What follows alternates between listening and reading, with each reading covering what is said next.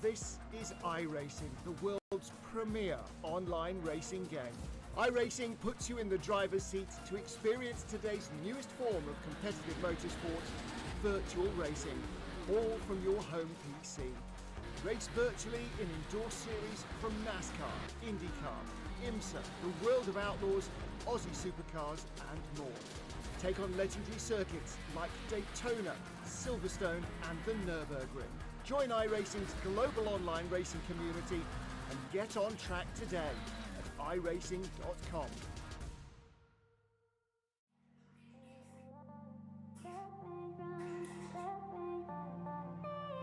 Good evening, everyone, and welcome to the final round of the Skip Barber World Cup, season number 2, here at Okayama International. My name is Daniel Handover, and joining me once again for the final round is Ewan O'Leary. Round number 7, it's all coming down, perhaps, to the final race. So we have got a very, very close championship, which we're going to have a look at in a few moments' time. But interestingly enough, though, one of the drivers we can't quite see as of yet, with only 4 minutes left to go before qualifying starts, is the current championship leader, Philip Hammer.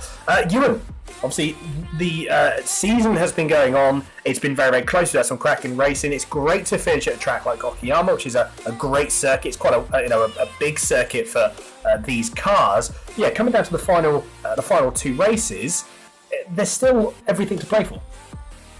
There certainly is. You mentioned there that Philip Hammer has a 40-point championship lead, which does sound like a lot, but only 48 points separate the top 4 at the moment. You can see on there. It is very, very close in those particular stakes there. So even if Hammer is here or not, we're going to have some positional changes, I think, in the championship throughout the evening. And yet another 2 great races to come. We had a great endurance round last time around with a 100-minute race that came down to the very last lap. In the end, Philip Hammer did just overhaul Manuel Lucchetta, who finished in second place in that race. But it was an absolutely fantastic one. A photo finish after 100 minutes. Let's see, after a much shorter distance over the 2 races today, what the gaps are going to be and what racing we're going to have, because it's been great so far this season, and it's hopefully will continue as well. Yes, very, very true. As you say, there's been again, I can't get over that last race. 100.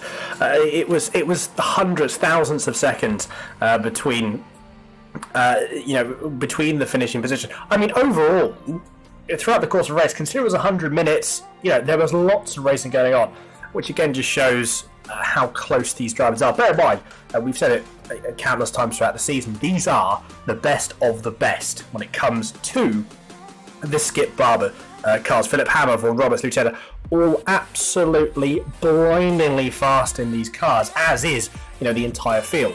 So it really, really goes to show what can be done with a car like this, and also how close the racing is generally. The official races will be almost exactly the same. It's just all so close, which is why these cars are very, very, they're niche, but at the same time they're popular within that niche. It's a very, very interesting car indeed, but it's a good fun car nevertheless. A few minutes to go before we jump into qualifying.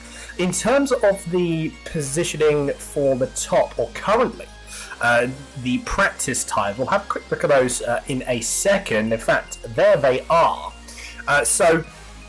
Currently leading the way overall is Nick Vaughan Roberts with a 1:42.596. Though my Philip Hammer hasn't set a lap in this practice session yet, so we don't really know what times he is going to be doing as of yet. I imagine, though, it is going to be pretty much at the front of the field. Yes, you'd imagine so. I mean, I was speaking to you about this just before we came on air. I'm pretty sure that last time around at Brands Hatch, he joined in very late indeed, and he might have got, what did he get? Pole position or second place, I think it was on the grid actually, in the end. But yeah, he'll be right on the pace when we get into qualifying, as will a lot of these drivers. As you can see there, there's really not much to choose between these cars. I know that it's not a particularly long lap here at Okayama, but it is still in the 1:42s at the very best around here, so it's fairly long, and we've got nearly 10 drivers within a second there, so it is looking very, very close indeed. And these Skip Barbers produce great racing. They keep these cars so close together, and that's what makes them so great. So yeah, it will certainly be an exciting evening nevertheless. And yeah, we'll wait to see where Philip Hammer really slots himself into with all of that. But you can be sure it's probably going to be up towards the front. I again hit the nail on the head. Yeah, you would assume it would be at the front of the field. Just closing down this final practice session, a few drivers jumping in the best. Adam Miles is third in the championship, currently P4 within qualifying, and only about 3/10 off. It's going to be very, very close either way. Qualifying or practice has just finished. Qualifying will begin in a few moments' time. It's a 3 a lap. I believe. But for this particular format, it is going to be the best of your 3 laps. So I think we've had that. We got a little bit confused a couple of times. I know I did anyway. With the qualifying formats, or one of the qualifying formats, which is an average over 2 laps. So we were a little bit confused there. You can already see drivers out. There's Adam Miles there, warming tyres. So again, when it comes to these cars and it comes to the tyres, the best lap is realistically your 3rd lap. At least from my understanding, anyway. I could be wrong on that, but from the knowledge I've had previously, I'm pretty sure that it is that the 3rd lap simply being the best. Doesn't necessarily mean to say that we are going to get the laps, the best times within that 3rd lap, depending on off tracks, etc., etc.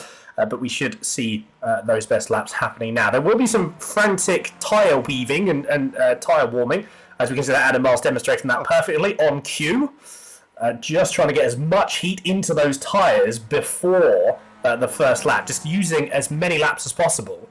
Which, to be fair, I can completely understand why. This is a very, very important race. Well, the first of 2 races. This is a very, very important round, I should say.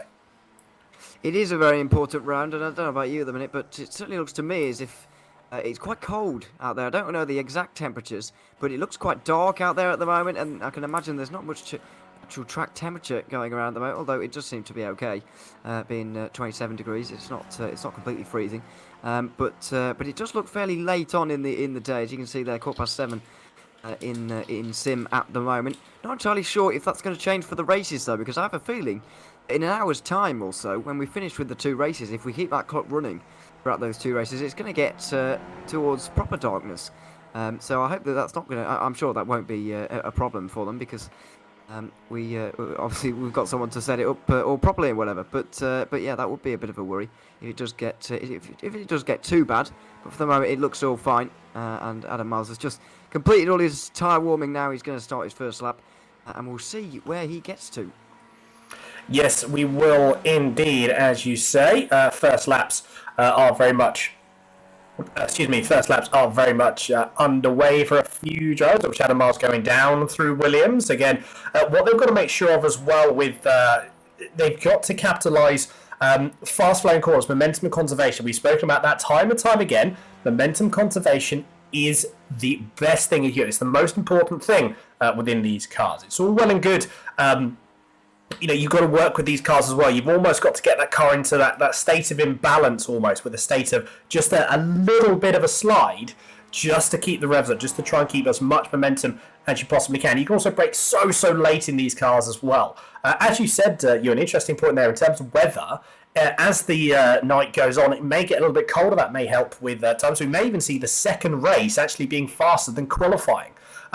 Does depend again on how cool it gets and the track temperatures. But we'll just sit on board for the remainder of this first lap with Adam Miles. There's a little bit understeer there. That might have cost him. That would have cost him a little bit of time. Although, how much would that have cost him compared to everyone else as he comes down into Redman, Hobbs, turn number 9. Again, using as much curve as you can so early on the throttle. And then 2 corners left, 10 and 11, aptly named last corner. Interesting enough, so there we go. Turning in as the dirt ends. Again, so early on the brakes, using all of the track available. And we're coming across the line. So, first times will be coming on the board for everyone. And then the second lap for, that is, I believe... Actually, am I getting confused again? Is this an average of 3 laps? Oh, well, I think, first of all, our timing is displaying something a little bit different to sometimes what we see, because normally on their outlap, they don't, their outlap is counted as a lap. by the looks of things, unless I've missed something as well around here. So not entirely sure, but I think at the end of this next lap, the times will come up properly, and we'll see where everyone is. But Adam Miles does seem to be fighting this car just a little bit, although I feel like I say that quite often. You do kind of need to drive this car in that manner to be able to go quickly with it. But yeah, a couple of wheels on the grass here and there for Miles. Not been the cleanest first lap for him there, or at least the lap we were watching wasn't the cleanest lap, I don't think. However, it still wasn't bad, and we'll really get to see where he is, or where that time actually puts him at the end of these next laps. He's going to be, along with Christopher Miles, he's going to be one of the first drivers to come across the line. Yes, indeed. So Nick Vaughan Roberts there, just coming down into the hairpin. Again, you can brake so late in these cars. I mean, the reason you can brake so late is because you're not actually going very fast. You're only probably going about, I think at max these cars will be doing, I reckon, about 160 Ks, 170 down the back straight with a little bit of slipstream. You will be doing a little bit more. But yeah, I'm not entirely sure. Well, again, at the moment, we're running a little bit blind there with lap times, but they should be coming on the board in but a few moments. Christopher Miles just going to come across the line, teammate to Adam Miles. So again, these drivers just settling in at the moment. There's still a... it's actually, to be fair, they're in, obviously we're a little bit in the dark with lap times at the moment until they start coming in. But also the drivers are as well. Normally you have an understanding, you have an idea about where you are on circuit, etc., etc. Whereas the drivers won't also, they won't have this information either. So interesting enough, everyone's sort of in the dark a little bit, if that makes sense. So it gives you a sense that you need to push the car, you need to make sure that obviously you're, you don't have an understanding really, and you don't have a gauge of what you are doing right, or if you need to find a bit more time here and there. So there's lots of different things. I am seeing a couple of purple sectors. I'm seeing one purple sector from Philip Hammer. That's just been taken away by Sebastian Schultz by a 100th of a second in Sector 1. But Nick Vaughan Roberts, though, has just set a purple Sector 1, purple Sector 3, and purple Sector 4 for his previous lap. So this is, or what it seems to be, I think Nick Vaughan Roberts has certainly got a handle on this car in Nakayama. Well, he's had a handle on this car all season long. Really, he's been pretty solid all throughout this season. Hasn't been able to score the most points out of anybody throughout a round just yet. He came closest to doing that at the first round, Donington Park. He only missed out on 1 point compared to Philip Hammer on that day. But yeah, he just seems to be driving well at the moment.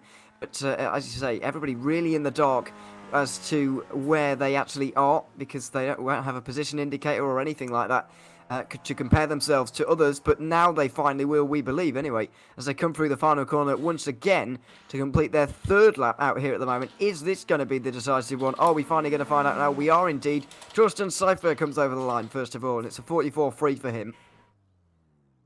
Indeed, yeah. So now the times are starting to come in for the driver. So it was indeed another average. Roger Hooker is going to come across the line. What is it going to be for Roger Hooker? And I believe it is going to be, I see the timers, there we go, 1:44 dead, so time to start to come in. There is Nick Vaughan Roberts, though, look at that one, a 1:43.4, 0.3 of a second faster than both Sebastian Schultz and Philip Hammer. So very, very impressive times there for Nick Vaughan Roberts. Kevin Budgeon goes in with a 43.80, so only 0.4 off between the top five.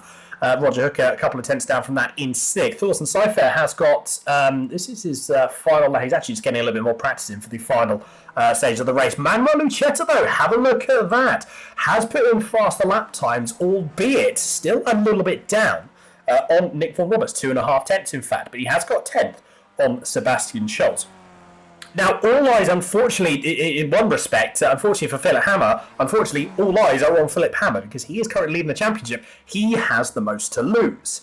Nick Vaughan Roberts, though, I say he has still a fair bit to lose, considering he's second in the championship. Adam Miles in P5, just a little bit behind Philip Hammer. Very, very tricky to say. Very, very tricky to say, in all honesty. One thing we are being told, actually, we may have to go through and have a slight server change. And the reason behind that is it is getting a little bit dark. And I think a few of the drivers are a little bit concerned about the visibility. Considering these cars don't have any lights, it's something that is worth bearing in mind, actually, I think. So we'll see how the first race goes. But yes, a little bit interesting because it is getting dark really quickly, actually. I have noticed, but the current results for your standing at the moment, so they are back on the left-hand side of your screen. We'll get official confirmation of that in about 30 seconds when the server does click over, but for the moment, no one else is on circuit, so that is pretty much your finishing results for qualifying. Look at that, with a 143.4, Nick Vaughan-Roberts. What? I tell you what, you obviously the math wizard, you may have to do some math between races here, because this could be a very, very interesting first race. Yeah, I mean, as I said to you before, I do still find it difficult to see Hammer actually losing this. I know he will have lost out on 3 points there, but he's still got a very big lead over Vaughan-Roberts. So we've also got to factor in a drop week as well into these standings that was confirmed to us the other day, that the worst score will be taken out for all of these drivers. So that does also play into the hands of Philip Hammer as well, because he did have a fairly poor round at round 4. Of this championship, all the way back at Hungaroring, I think it was. And he didn't score that many points, but they will be taken away from his score. Everybody else will have better rounds taken away from their score, so that will also increase Hammer's lead. As I said, I can't really see him losing this championship from here, but you never really know. But yeah, it does look like we're going to have to do something about the server, because it is tremendously dark out at the moment. I can barely see anything anymore, and God knows what these guys can see, but certainly not enough, so we are probably going to have to change that. Yes, indeed. Yeah, we are going to change that. So we'll take we'll be taking a break in a few moments' time. So we'll quickly go away while we change over the server, and then we will be jumping back in. So once we get official confirmation of that, we will then start to feed into that session and make sure, obviously, we're all ready to go. So apologies for the small delay there. Hopefully the server will be set up nice and quickly, so we don't get going for this race nice and quickly. Not entirely sure what's going to be going when it comes to the grid. I don't know if there's going to be something put in place, or qualifying is going to be run again, perhaps. I'm not entirely sure. They may even just do a rolling start with the positions. That may be something that would probably be the easiest thing to do. Saves running the entire qualifying again. Although, in saying that, you can adjust I believe you can actually add the qualifying in. So, yeah, I think that is something that you can add the grid in, the starting grid at least. I could be wrong on that, but we'll have to see. Yeah, I think racing in these sort of conditions probably not the best idea when you've got a car with no lights and a track with no lights either. Yes, that's the thing as well. There's no lights at Akiyama, so nobody can see anything, including us at the moment. So, we are going to have to do something about that. Not entirely sure what. I don't know if anything's been saying, if anything is being said, in the game chat at the moment. But for the moment, in Discord at least, it was just Adam Miles who brought it up that this is only going to get later, and it's only going to get more difficult for these guys to see. I did wonder when we got into here and already saw the sun was going down. So I did think it was going to be a concern, but yeah, we are going to have to sort that out now, and make sure everybody can see where they're going, because that would be ideal. But yeah, that will obviously take just a little bit of time. But yeah, I'm not entirely sure how that's going to happen. I do think you're right though. We're not going to have to do qualifying all over again. It will be straight into the first race. Yeah, there'll be a 5-minute warm-up session, and then we'll be jumping straight into we'll jump straight into qualifying. 5-minute warm-up session just to let everyone get in, and then there'll be we'll just jump straight into the first race there. So all in all, I think when it comes to the end of the chat, I mean this won't have made things. I imagine there's probably a little bit of there'll be something on the lines of, you're almost, I suppose, for some drivers as well, possibly. I know I found this as well.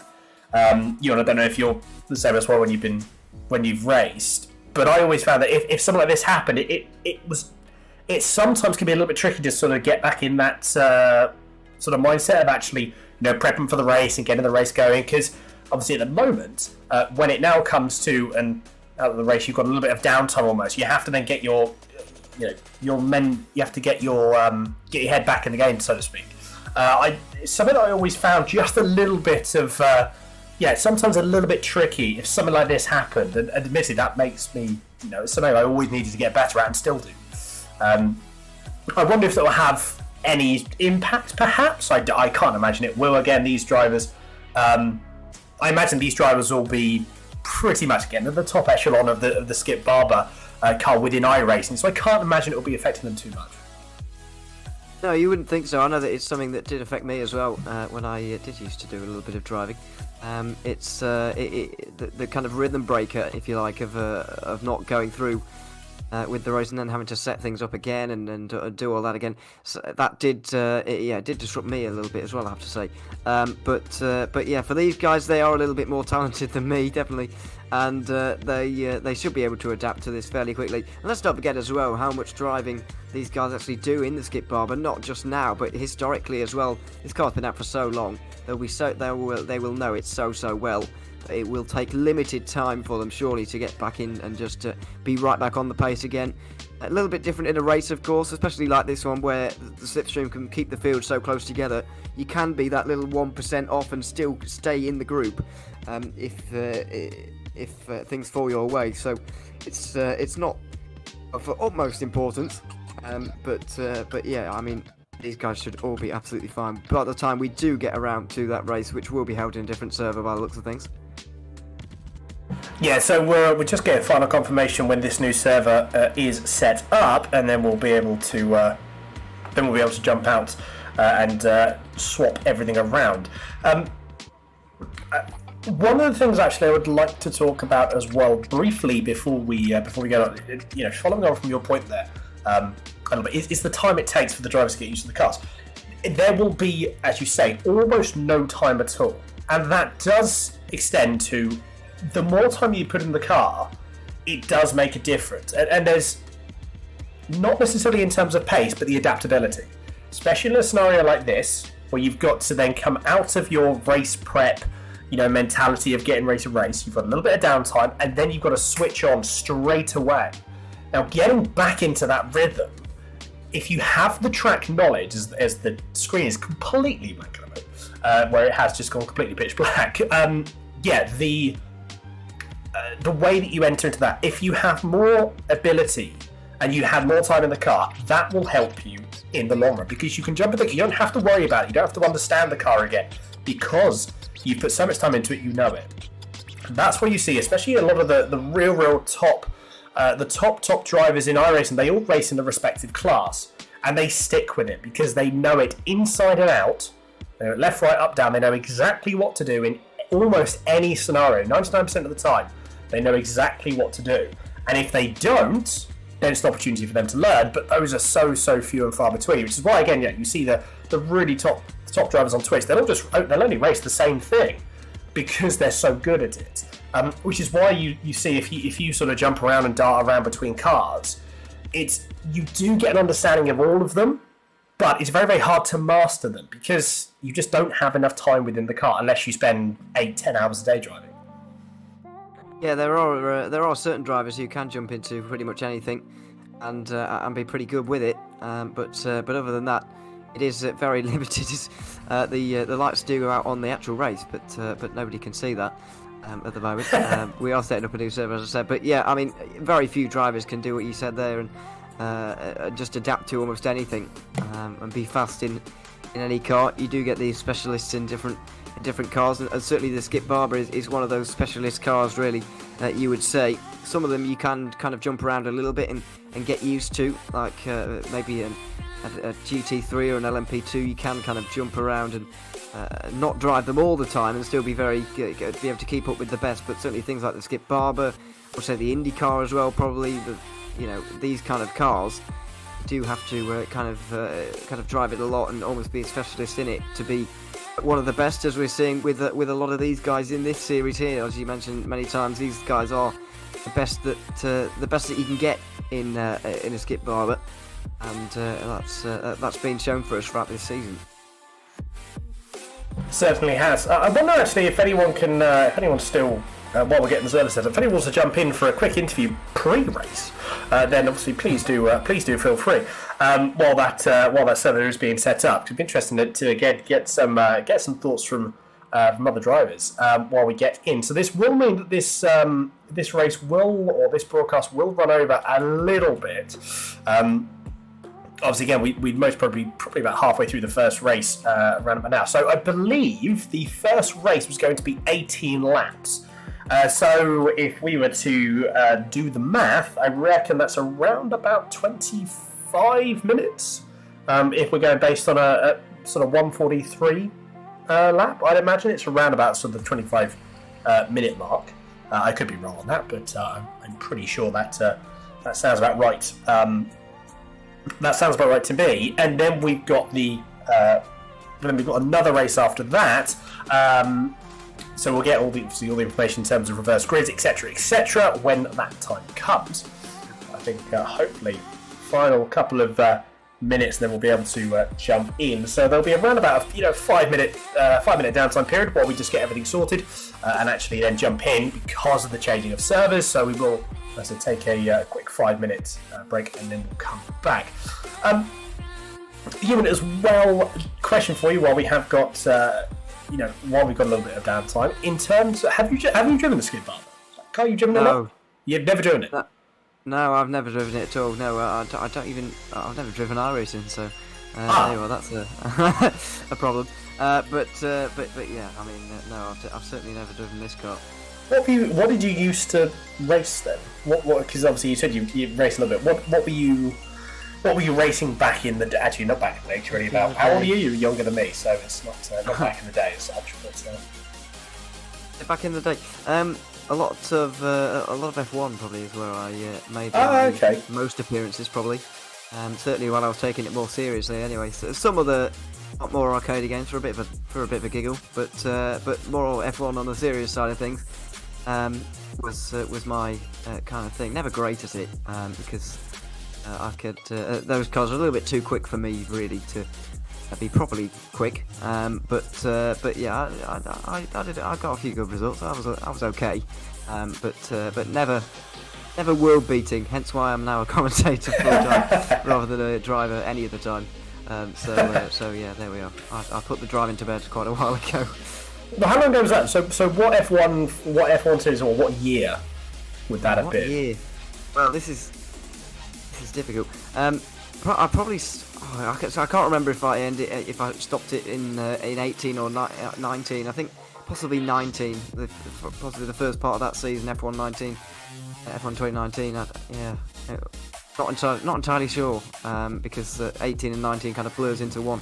It does. But yeah, I think it was around then that I last really did proper serious driving, and then yeah, since then it's been commentary really rather than anything else.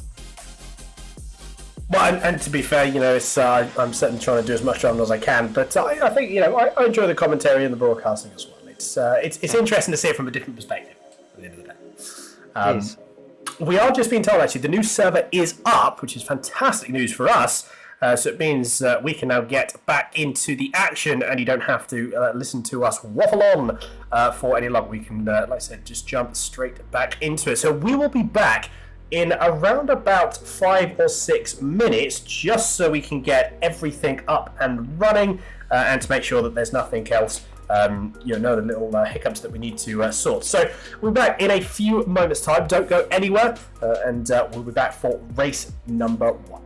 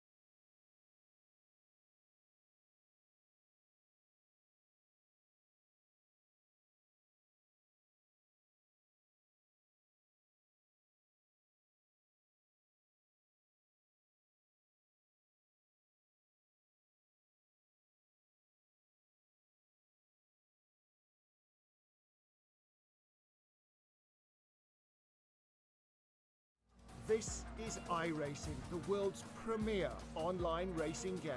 iRacing puts you in the driver's seat to experience today's newest form of competitive motorsport, virtual racing, all from your home PC. Race virtually in indoor series from NASCAR, IndyCar, IMSA, the World of Outlaws, Aussie Supercars and more.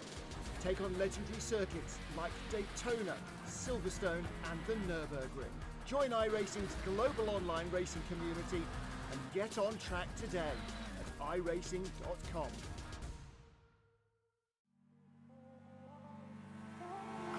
Welcome back, everyone. Thank you for sticking around with us, but we are back here for we're actually going through qualifying again.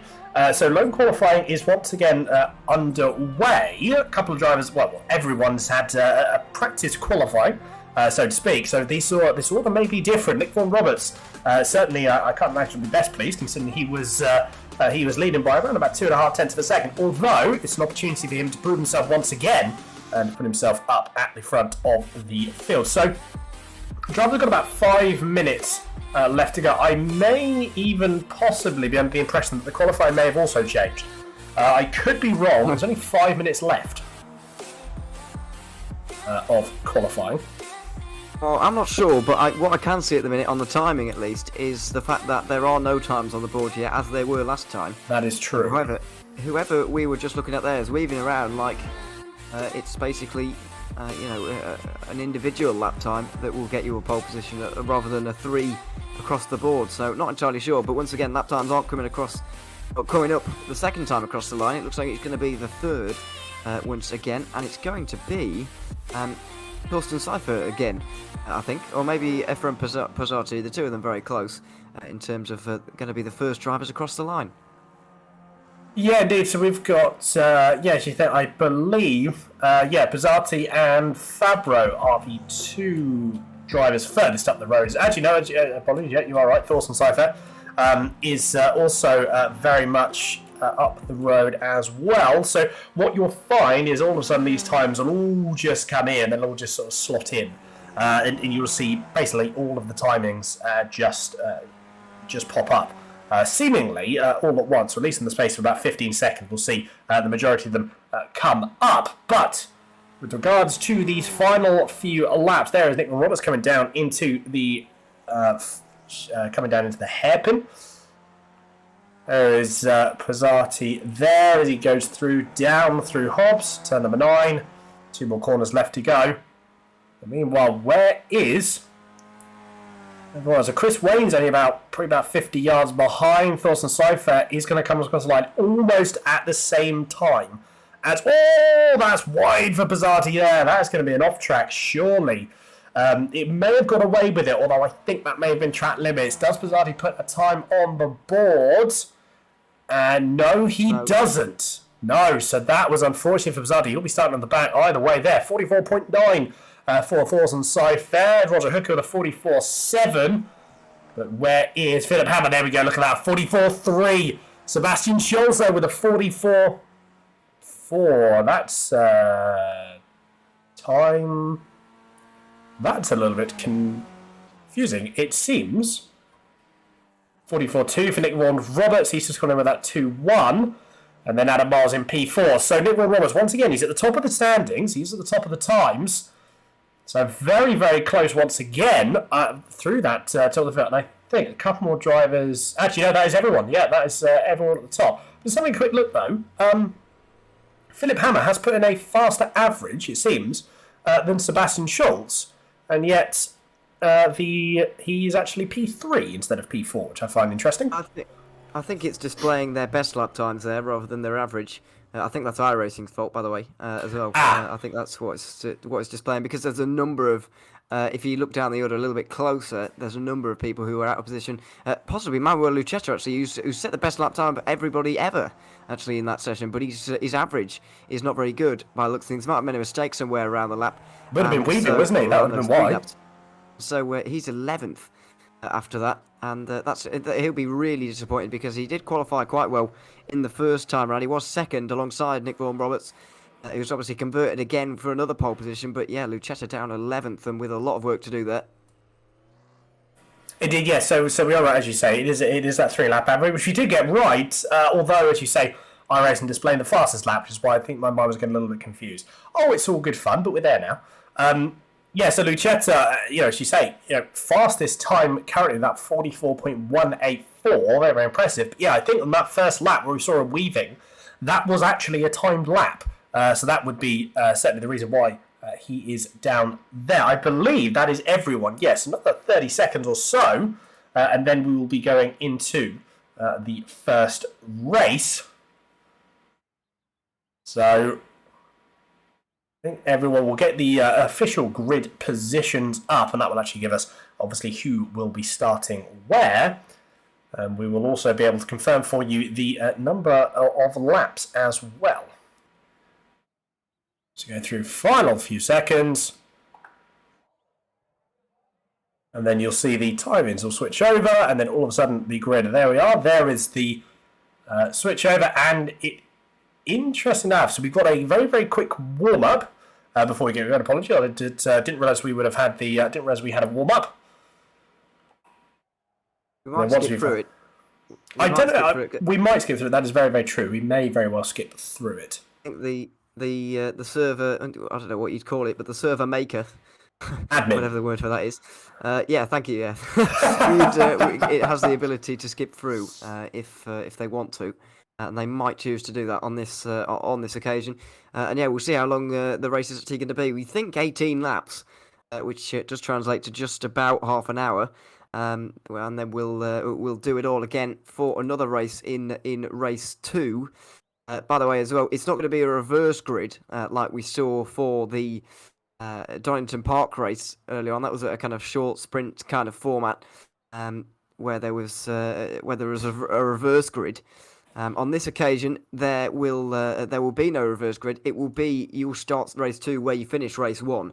So it's extra important that you do well in race 1 because it qualifies you for the second race. But it also does mean that there might be a little bit more caution exercised in the first race because you don't want to make a mistake that will not only put you down in terms of the points in that first race, but it also give you a lot of work to do for the second part of the evening as well. So we might see a little bit less risks taken than we otherwise might with that particular format. But then again, you do have to at least try and gain some points on Philip Hammer if you want to take this championship off him. So there still will be some people looking for opportunities over the race. Well, certainly so. And yeah, you mentioned there, very, very important to make sure that we get the... very, very important to make sure that we're able to... you have a good finishing position, as you say, for race number 1, because race number 2 is dictated, as you say, by that finishing position. So that people may err on the side of caution because of that. They may try and get some more consistent results rather than try and maybe go for some position they may not necessarily otherwise. Don't know, we'll have to see. Doesn't look like we're skipping through this warm-up, so we've got another 50 odd seconds or so, and then we will finally, after around about 50 minutes, be jumping right into you. Sorry, a bit less than that, about 40 minutes since we actually went live after the countdown. We'll be getting race number 1 underway. As I'm just having a quick look. Anything else I can see? No, only a couple of drivers jumped out on circuit, maybe just sort of try and experimenting with a couple of different things. They won't only be able to get through, they won't be able to do a flying lap, so it will just be the first lap. Just an out lap. They might try something else, might try and, like I said, a slightly different line, could be anything. But track time is always good whenever you can use it, and certainly may as well if it is there. And there it is, aerial shot, and now coming in to the grid. So, grid for race number 1 is Nick Vaughan Roberts. Will be on pole position. Sebastian Scholes in second. Philip Hammer in P3. Adam Miles in fourth. Roger Herker P5 with Christopher Miles in sixth. Dawson Cyfair 7th. Ivan Fabro in P8. Chris Wayne 9th. Anders Nilsson in 10th. Manuel Muchetta takes P11 with Kevin Budgeon in P12. And then in 13th, Evram Pizzati. So yeah, Manuel Muchetta, we know he's got pace in this car. We definitely know he's got pace in this car. Just need to make sure that he can. Well, he needs to make sure that he can capitalise on it. You know, in terms of position-wise, he will need to make up a good few positions on the first lap to have a chance at a top 5. You know, because again, you've got, even though you've only got 6 cars between yourself and P5, Roger Hooker, it is close at the top. So as long as there's not too much battling in the top 5, they will start to pull a gap. But we will have to see. Lights are just about to come on. In fact, here they go. Race number 1 is underway. And it's going to be, again, it's sort of put your foot down and away you go, really. There's not much in terms of strategy for the starts here. Going down to turn 1 is going to be, all seems to be nice, slotting single file pretty much instantly. And it is going to be Nick Roberts that is leading, though. Adam Miles goes a little bit, sorry, that was Philip Hammer, a little bit wide on the exit at turn 1. That would have cost him a fraction amount of times, a bit of side-by-side down there. I believe that was Ivan Fabro. It is indeed Ivan Fabro and Thorsten Seifert are going to go side-by-side down into this will be turn 5. Coming down for the first. It's actually, apologies. Turn 4 outward curve. There's a bit 3 wide down behind as well. That's Chris Wayne, Thorsten Seifert, Manuel Luchester as well. He's trying to make his way through. They're going to get sandwiched in 3 wide. That's dangerous at the best of times, even in cars like this, especially on that first lap. But now it's going through. Who's going to get the best run? Who's going to get the slipstream? The slipstream is quite important here. So it's going to be last of the late breakers. There's still going to be 3 wide, and I think it's Chris Wayne who's backed out of it. It's going to be big lock up there for Luchetta. Luchetta had that very, very good look up. Cold tyres cost him a position there, but he only loses 1. So he has made some progress already, though. You know, up 3 positions up the front of the field. They haven't pulled away as much as I think I was initially expecting. So that's going to play very well for Manuel Luchetta as he just goes at the inside of Ivan Fabros. That is another position gained. So 4 positions now, already up into P4. P4. He's already at 4 positions in P7. Got a little bit of a gap up ahead to Christopher Miles, but they're all still in single file. No one seems to have broken the gap yet. Yeah, I was very surprised actually by the top 6 through the first couple of corners there. Very calm start indeed from all of those guys. But Luchetta certainly the big winner from that first lap. Absolutely needed though to get up those positions very, very quickly indeed. And that's exactly what he did as they come over the line for the first time in this race. But a weaving about up the front there. Not entirely sure what it was all about. But but Sebastian Schultz for some reason pulled to the inside going down the home straight there. Although it is still Nick Vaughan Roberts leading. Manuel Luchetta now putting his foot down as much as possible to try and catch those top 6. Try and get on the coattails of them. Because if he loses the slipstream early on in this race to them, he's not going to get it back throughout the remainder of the race. So he absolutely has to go for it now. He's got to hope as well that he's not attacked for his position coming down into the hairpin. No, as you say, that's the last thing that you want. Up the front of the field, though, it's surprisingly quiet. I thought it'd be busier than what it was, in all honesty. But it seems that, as I say that, I think it's going to be Sebastian Schultz is going to try and make a move on Nick Vaughan Roberts going down into turn 5, down to the hairpin. He does make it. Does he go a little bit wide? He misses the apex, only by about a metre or so. So that wouldn't have cost him much time, but Nick Vaughan Roberts tries to go back. No, doesn't quite get it, though. There is the rear camera there from Sebastian Schultz as he goes through. Philip Hammer there just sitting patiently in P2. It's exactly now. He's got the person in front of him that he wants to overtake, because that is going to be the position that he's going to want to try and gain as many positions from as he can. Well, and to be fair, the further he finishes in the front, the more that gap will extend. It will come down a little bit, but there's only 1 position in between. So really, Philip Hammer just needs to sit pretty. He doesn't really need to do all that much. To be fair, doesn't mean he won't. It just means he just needs to sit there, take it nice and easy, and make positions up when he can. Nick Vaughan Roberts, though, trying to come back through. He has got the run going down on Sebastian Schultz as they come down into turn 1 again. And Sebastian Schultz tries to hang out on the outside of 1, but can't quite do it, and now has to compromise himself ever so slightly on the exit, and then slot back into 2nd through turn 2. Yeah, so these two just exchanging positions at the moment, but this is certainly Sebastian Schultz's best performance of the season so far. And kind of wondering where this has come from. He's only down his 7th place in the championship. Doesn't really have too much to fight for in terms of personal gain in this particular race. He might be able to overtake Roger Hooker for 6th, but it doesn't really mean too much. What it does mean, though, he is teammates with Philip Hammer, and they are embroiled in a really close teams championship battle with 2 Falls Racing and Miles Ahead. All 3 of those can take the title this time around. So Schultz is trying to do his part of the deal for Team Germany, who he's part of, and who are leading the championship at the moment, to try and get that team's championship. But Schultz back up the inside of Vaughan Roberts again. He does make his way through back into the lead. So they're 1 and 3 at the moment. Are the two of them. Two Fools Racing are closest to them with Nick Vaughan Roberts and Roger Hooker, as they all fan out and all almost go off the road coming down up towards the final couple of corners. It's a very, very tasty battle indeed. Pretty much everybody's still involved. Well, Sebastian Schultz did go off and he tapped the wall actually. Let's see if we can have a replay there. Have a look at the exit on here. Just goes a little bit too wide, carries a bit too much speed, and then there's the wall tap. I don't think he's got any suspension damage. These cars are pretty tough for what they are.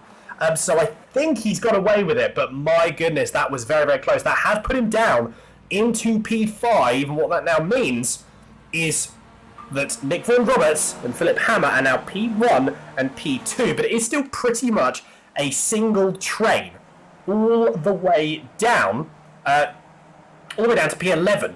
The biggest gap that we've got at the moment is actually Manuel Lucchetta, who is still making moves. He's catching up to the back of Christopher Miles, albeit marginally, but he is catching up nevertheless. So do keep an eye. Actually, sorry, that was my fault. Manuel Lucchetta is actually already on the back of Christopher Miles. In fact, he may make the move going down into 4. He tries it. I think Christopher Miles might get the cut back, though. No, he doesn't. I thought he would have had the run there, but that is not the case. So Lucchetta, though, now up into P6. So he is very, very much on a mission, and he's only got a couple of seconds up ahead. Because have a look at that. Philip Hammer, though, this is the move that we wanted to see. It was going to it's happened earlier than I thought it would. And this is now going to be it. This is just going to be back and forth, dicing, lap after lap. Nick Vaughan Roberts, though, trying to defend now from Adam Miles, who wants to go. Bear in mind, these three in the championship are all still contending. It's still very, very close. Yes, okay, the positions and the gaps and points don't necessarily dictate. They do certainly paint a story, but anything can happen here. Absolutely anything. And at the moment, though, Nick Vaughan Roberts is looking... Well, the other thing that's happening, I remember as well, that all the time that everyone's battling here, look at that. Manuel Lucchetta, he is in this train. He's at the back of this train, along with Christo Miles there. You can just see, not by too much, though. He's only a couple of tenths behind Sebastian Schultz. And if he gets a good run, he might try and make a move. So Manuel Lucchetta, he's got an opportunity for the win, I reckon, here. I think so. I mean, I think all of these guys have. As we said earlier on, this field is staying really, really close together. But I have been impressed with Lucchetta's performance so far in this race. Coming from 11th position in qualifying, it was obviously one of the stronger qualifiers, setting the best individual lap. But of course, it was a 3-lap average where he made a mistake. So he dropped down, but he's making up for it now. Up the inside of Sebastian Schultz. He goes, it's late on the brakes. It was fairly close to contact, but it's into 5th position fairly easily in the end for the Italian, and so he's now knocking on the door of Roger Hooker, who's just up in 4th place there. He's really made great progress in the first quarter of this race. You say that, though, because we've got two things up ahead. One of them is Nick Vaughan Roberts. You can just see in the corner there, Nick Vaughan Roberts trying to make a move up the inside. I think he's got the position. And then Sebastian Schultz tried to make a move back onto Manuel Lucchetta. Well, you forgot the name there. A little bit. Oh, so close as well. It's so close between these guys again. It's just constant back and forth all of the time. And there's Manuel Lucchetta going to get up the inside of Roger Hooker. He tries to get up the inside. It's going to be Roger Hooker hanging round, going through into turn 10. He is going to have, turn 9. He's going to have the opportunistic line. He's going to have a better line. But look at that, Lucchetta holding on the outside. 2 corners left to go for this particular lap. And unfortunately, it's going to be Lucchetta that may lose out here. Or goes very, very well. They're still side by side. I probably wouldn't do that. I would have backed out at this point. Because all that's going to happen is exactly what I was expecting. Sebastian Schultz has now got a very good run. That means they're going to go possibly 3 wide, going down into turn 1. And Sebastian Schultz looks like he is on for making up 2 positions here. But it depends, though, as they still go 3 wide. Oh. How have they not made contact yet? I do not know. They're still 2 wide briefly. And look at that, Manuel Lucchetta out of all of that. Still maintains to get that position. Took him about 5 corners, almost a third of a lap. But he manages to get it. That is it. P4, 2.5 down now from Adam Miles, Philip Hammer, Nick Vaughan Roberts. This is going to be an interesting battle because can we see Lucchetta pull back up to that top 3? But importantly, are we going to see Roger Hooker and the like get pulled along as well?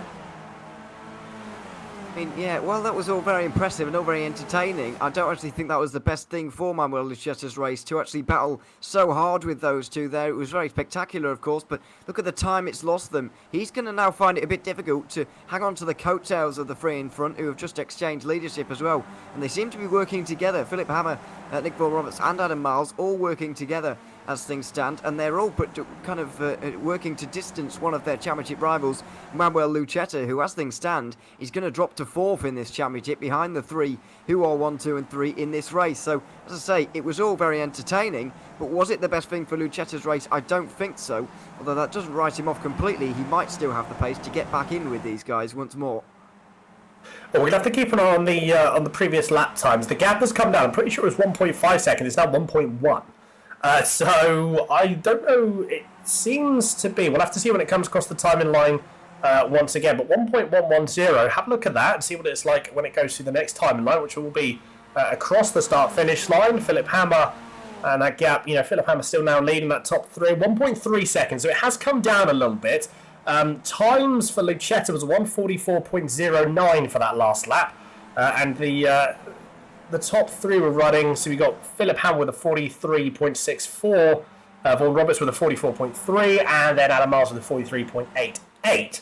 So close between those top three, but as you say, I think they may be working together in some way, shape, or form to almost pull away a little bit from Lucetta. But then, as soon as it comes down to that final, probably 5 laps, when they start battling a little bit more aggressively, actually, in fact, that is already the case. This may drop that time down very, very drastically.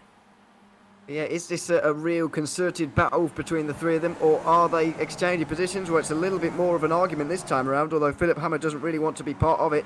Adam Miles deciding that he'd rather be in second place than watch the two in front exchange leadership over and over again. So he's decided to slot himself into the middle of this group now, allowing Lucetta to just get that little bit closer, but he's on his own entirely here. At least he's not under pressure from anybody behind anymore, because the likes of Roger Hooker, Sebastian Schultz, Christopher Miles and Kevin Budgeon are all battling behind. Even Fabro not too far away either. So that's would have applied a lot of pressure onto him, where he should have been trying to close this gap to this front three, but that's gone away now. He's still got the problem, though, that these three will be working together in slipstream, let's not forget, while he's all working very hard on his own. He's just getting onto that the coattails, though, of the slipstream right now, and he will just be slightly pulled along now by that slipstream. So he's not quite in with this group just yet. No, he's not very, very true. I think Kevin Budgeon had a little bit of a moment there, and that's dropped a couple of positions as a result. So we'll see if we can get a replay of that. You can just see Kevin Budgeon there in the background, the number 18. He looked like, I'm sure I saw someone off going out of the exit of the last corner. It's an easy corner to do because there's not much in the way of, you don't have that much opportunity. Yeah, there we go. I mean, in all honesty, he managed to keep it going. I don't think he actually lost a position. No, he didn't. So again, the gravel trap doesn't really affect the skip bar, but just sort of skips and skims over the top. That's just a credit to how light the car actually is. I would have got a little bit of dirt on the tyres though, so that would have cost him a little bit of time there. Adam Miles though wants to have a look up the inside, going into the hairpin. Seems to be the favourite overtaking spot for these drivers as it stands. And there we are. Yep, so Adam Miles now is leading the way. Manuel Lucetta though has brought a sizable gap now to the back if we have a look at that, Manuel Lucetta, actually, to be fair, is caught right up to the back of the field. Look at that, 7/10 of a second. He's put the second and a half out on Schultz, and he's only 7/10 behind. Now, interestingly enough, if he does catch onto the back and tag onto the back of this train, which he pretty much has, let's be honest, what is he going to do? Because Philip Hammer, I don't think Philip Hammer's going to be all that fussed. I'd almost say that if Lucetta overtakes Philip Hammer, I wonder if Philip Hammer's going to battle him all that much, or if he's going to let him go by without too much of a fight. Yeah, I'm interested to see what Lucetta does here, because so far we've just seen all-out aggression from him, really, in this race, because he's needed it back in the pack. Obviously, it's starting down the field is a little bit different to what the other three have experienced in this group, but now he's got a bit more time on his side. There's not as many people around. He is where he should be now in this race. Is he going to be a little bit calmer, a little bit more reserved, and a little bit more considered maybe in some of these moves, or is it still going to be all guns blazing by the time we get into the hairpin. I do think he's a little bit too far back at this point anyway, although it is a bit early to say. I do think he'll still be he'll be struggling to make any moves in a normal situation anyway at this point. But what's going to happen in 1 lap's time, in 2 laps' time? What are we going to see? Well, I think I know what we're going to see this time around into the hairpin anyway. Up front, Nick Vaughan-Roberts is just going to take the lead of Adam Miles once again. And that's an exchange of position. Will Philip Hammer sneak his way on through as well? No, not quite. Adam Miles was sort of forcefully there, shutting the door, making sure that he slotted into second. There's a bit of... Conover feels a bit of jockeying for position going on at the moment. And nobody really wants to... Or everybody wants to be in second right now. But obviously, not everybody can be. So there's a little bit of an argument about that at the moment. But for now, everybody's staying quite calm about it. And just getting on with the race, because we aren't on yet the halfway distance. As you say, yeah. So it's an interesting thing you mentioned there about fighting for second place. Because I can sort of understand where they're coming from. You want to make that move. Realistically, you want to be in second place until that last corner. You want a good exit out of 4 to give you the run into 5, and that's where you want to make the move. That is the best overtaking position. And realistically, maybe Redmond as well, like turn number 8, you could possibly make a move there if you had a good run through 7. Well, you need a good run through 6, which would then lead into a good run through 7, which would then give you an opportunity going into 8. That's realistically your last overtaking opportunity. It's a big braking zone. Even for these cars, it's a big braking zone. So drivers can capitalise on it, but you do need good strategy before then. I've noticed as well that Philip Hammer and Lucchetta, the gap's gone down to well over just ticked over to a second now. I'm interested to see. Let's see what Lucchetta does. So here is Mauro Lucchetta. Going to ride on board with him now. So he will get the slipstream, albeit just a fraction. You can see the slipstream coming in. Does he back off? No, there we go. So he is going to be wanting to make a move now. Philip Hammer doesn't defend to the inside. He just, he lets the position go. Didn't even attempt to defend there. And again, in all honesty, don't blame him. Let him. It may as well just let him go on. If he seems to have got the pace, which he has, and in qualifying he set a blinding one lap time. Yeah, in all honesty, I do what Philip Hammer did. Just let him go. Let him battle with the top 3. Get them to slow each other down, because there's going to be no chance that the 2 ahead are going to let him by as easily. And that will just put Philip Hammer in contention straight away. But he hasn't got to stress. He hasn't got to worry. He can just sort of plug away at almost at like 95%, have a little bit of reserve for, or if it gets a little bit dicey towards the end. Yeah, I mean, from what we've seen so far, we've obviously seen that Lucchetta's very quick in terms of 1 lap pace. But in terms of winning these races, it isn't all about being quick over 1 lap. You do have to be very smart to win one of these races, because your racecraft is a lot more important than it would be in a normal race. You can't just outpace away from everybody else, or you've got to get a little bit lucky to do that. You've got to make sure that people behind you are battling. And that is unlikely. So Lucchetta will have to be a bit smarter about this, and I can't really see this being settled until the final lap, to be honest. And given the way some of these races have gone so far this season, and the way we're seeing this particular one unfold at the moment, but not entirely sure what's happening to Philip Hammer at the moment. I guess that's the biggest story. Is he just dropping off the pace at the moment? Why is he dropping back quite so much? Is he going back possibly to help his teammate in a very, very big battle going on behind in terms of the team's championship? I have no idea what he's doing at the moment, Philip Hammer, but he's just dropping off the pace by a few tenths of a second. You see another change for the lead. Nick Vaughan-Roberts and Bamboo Lucchetta trying to get through on Adam Miles, but it doesn't look like Miles is going to be letting Lucchetta through that easily. The two of them side by side. And this is the opportunity for Nick Vaughan-Roberts to get away, because Lucchetta off the road, and he gathers it up nicely, but isn't able to get the place. I think what we can probably comfortably say there, Ewan, is the question that you asked a little bit earlier on is Lucchetta going to dial the aggression down? No, is the answer.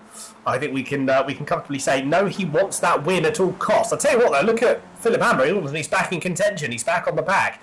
So I really don't think he's all that fussed in terms of position. He's just going to crack on at his own pace. He doesn't look like he's pushing the car at all.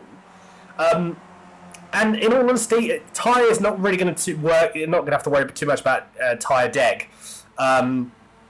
Just because it isn't that much in these cars. The cars are so... the tyres are just such a hard compound that the tyre wear is almost minimal.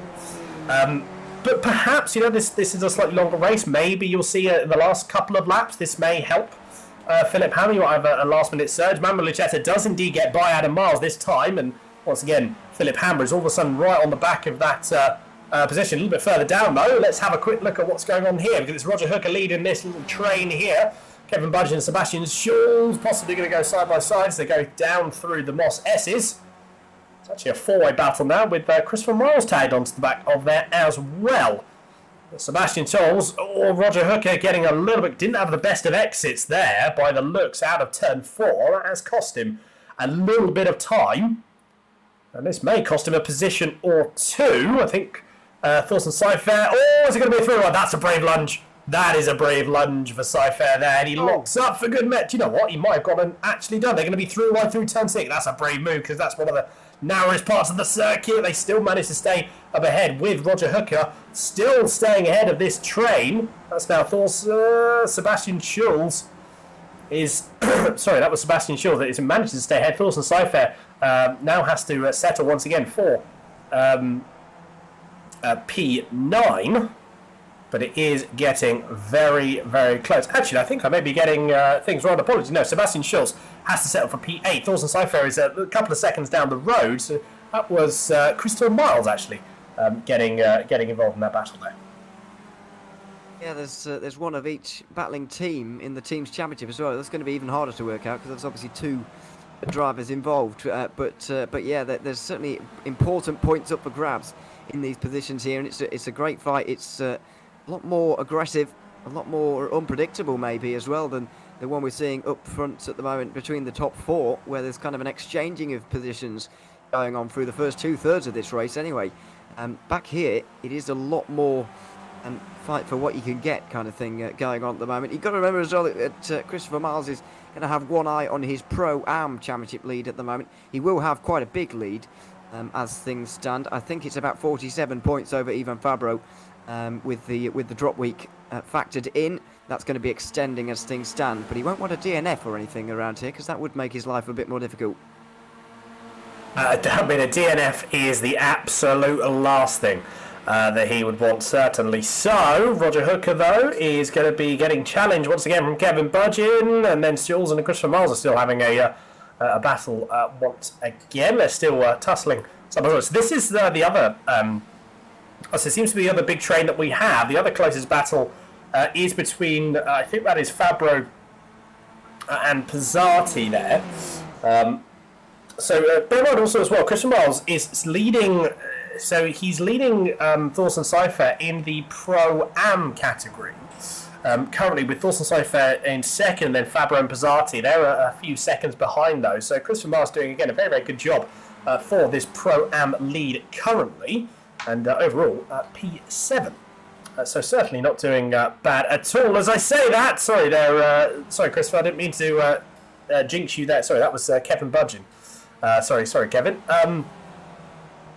Yeah, it's unfortunate. A small little bit of time there. We've seen Kevin do that once already, and he seems to have done that again. I've just had a quick look. Is there going to be? Oh, hello. This is going to get a bit dicey here.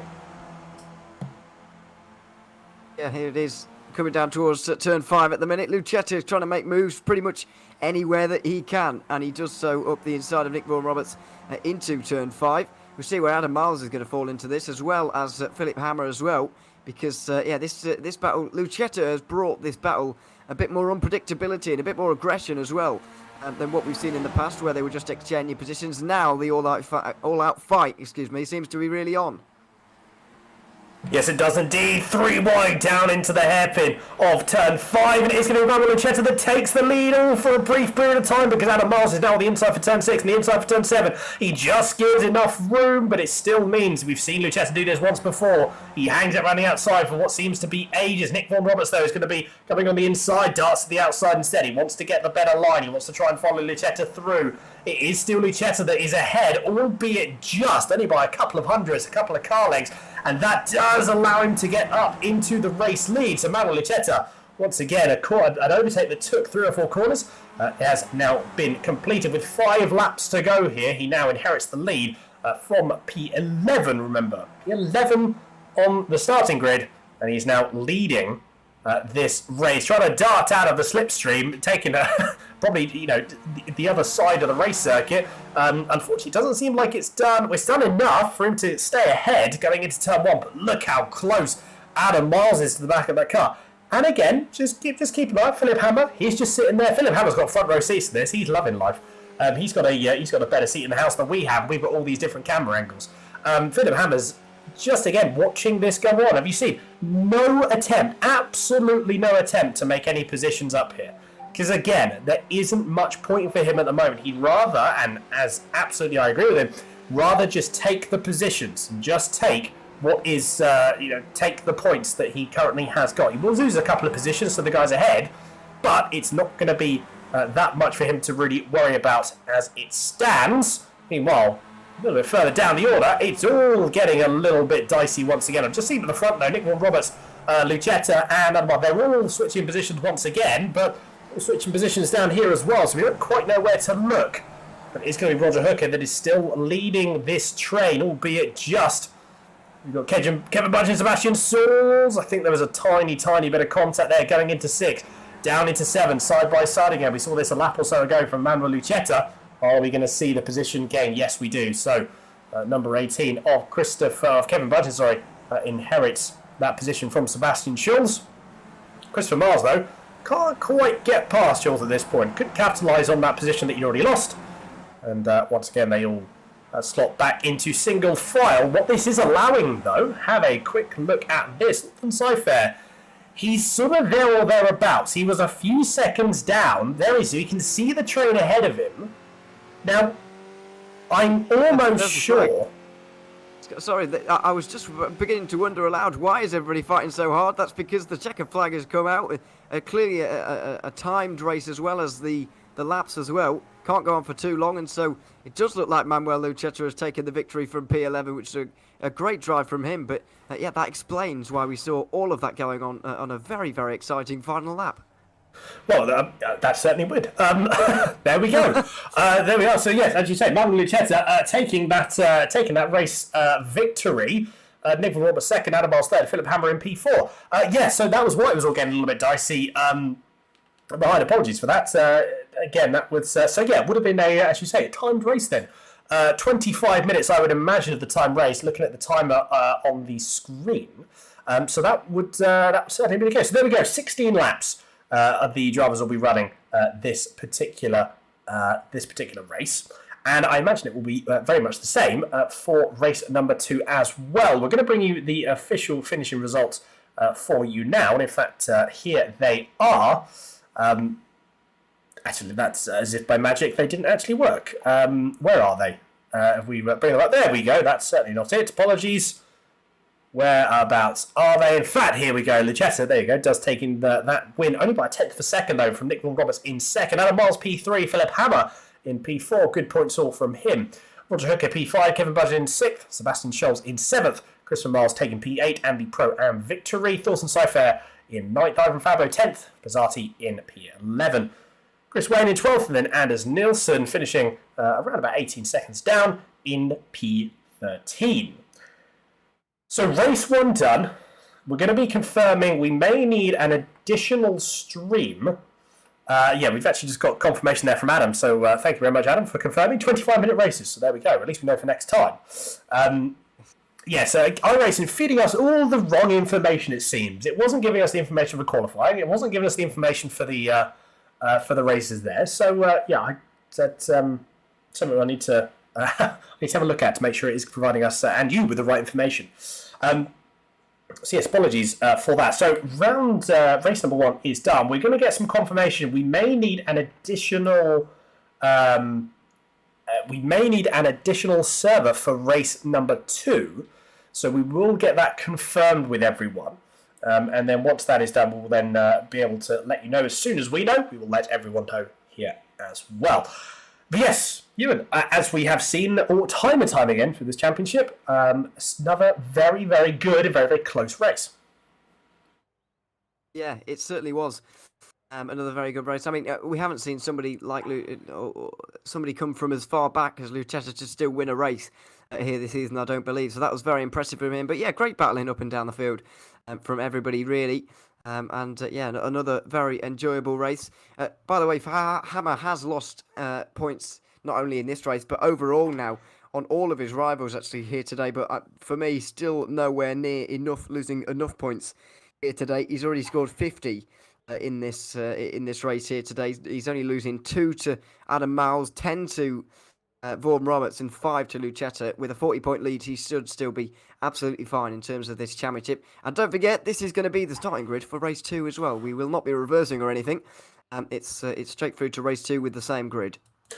Indeed, very, very much so. There is an additional server that is being set up that we will get information for you in a few moments' time. And then we'll have, once again, just another quick little break while we get that server changed over. And then we'll be underway. So, again, overall, I think in terms of season-wise, we've seen obviously some really, really good racing.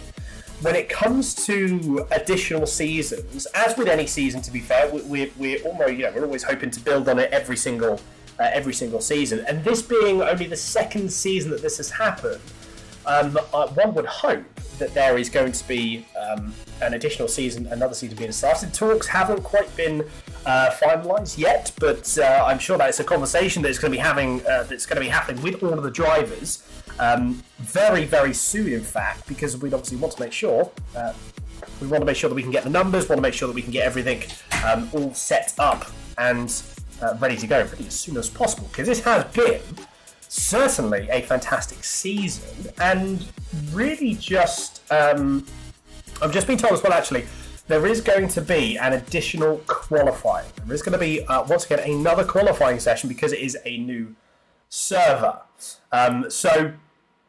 Additional quali. That could shake things up a little bit. I mean, realistically, we've already had 2 qualifying, so another one. You know realistically who's going to be up there. Interestingly enough, though, Manuel Lucetta may not have to do his last to first challenge that he did this particular race. Oh yeah, somebody else might though. In the second race, excuse me, because yeah, you're right. Lucetta might not have to. It all just depend on the qualifying performance of these drivers. And that, by the way, being down to the new server that's being set up, we can't get these results in and go away straight away like we would normally. So we'll be qualifying again. But yeah, Lucetta will be really desperate not to repeat the mistake that he made there in that last session, so that he can be up there once again. But yeah, 25-minute race once again as well. It's going to be a short and snappy race, but let's see if we're going to have anybody to watch come through the field, or whether we're going to see a more normal qualifying session over the next time. Although I do feel like with a 3-lap average qualifying session, that always does make things a little bit more difficult for everybody, and it does make things a little bit more likely that a real big contender will be out of position. Well, yeah, as I was saying, actually, when it comes to that three lap average, like I said earlier on, you don't know what you're on the drive. I always like to know what everyone else is doing, which is why I tend to actually qualify if I can. I'll go out around about 2 or 3 minutes. I do it in the officials whenever I can. I'll go out around about 2 or 3 minutes after everyone else. Because then, by the time my first flying lap is just about to start, generally everyone has done at least, or that there'll be a position of around about, like I said, a minute and a half or so. Times are already on the board, so I know what I need to hit. And this is, like I said, for me it tends to work. For me, it's something that I've always done. And not having that ability to see what everyone else is, it like I said, you have to push, and you have to push the car, but even when you push, you don't know where you are actually going to be, really, until, as we've seen, sort of everyone's lap times just sort of appear all of a sudden. It's a very, very tricky one to be. It's an interesting format. I really enjoy the format because it leaves you with that unknown and that uncertainty, which I think is fantastic because, giving yourself and also our audience and us more tension as well within these qualifying sessions is brilliant. But yeah, it's certainly something that, from a driver's perspective, if I was driving in that sort of qualifying, it certainly wouldn't be optimal for me, personally.